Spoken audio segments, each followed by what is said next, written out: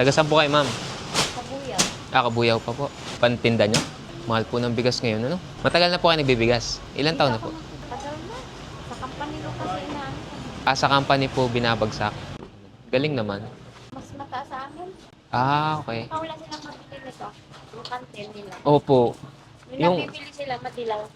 Tsaka ma'am yung kaldereta, ang ganda rin. Nasubukan nyo na? Ganda rin. Sampo! May pwesto po kayo, sarili? Wala, sa bahay. Bahay lang, galing naman. Subdivision po. Hmm. Paano yung style nyo ma'am pag Pautang. Pausa. Anong ginagawa pag madaming kalaban sa bigas? Sa loob ng subdivision, marami talaga. May. Wala sa company lang. Ma'am, thank you. Ay, yung perfect blue. Kakaubos lang, madam. Taga saan po kayo? Magpagali pa. Ali pa pa. Nag-chat po kayo sa amin. Oo, nag-chat ako na isang araw sa iyo. Ano isang... Sabi na yung aroma, iwan po pag-pick up. Opo, baso wala naman, bus na.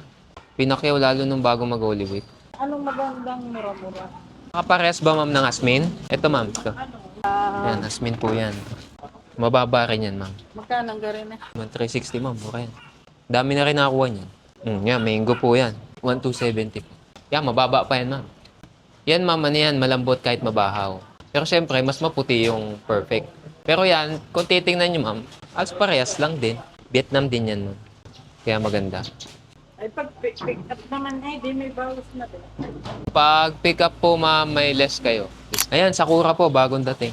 Anong costume, ano bang customer niya ma'am? Aroma at si perfect. Mga gusto malalambot. Yung pang malalambot ang gusto. Ayaw ng buhag, ayaw ng buhag. Oo.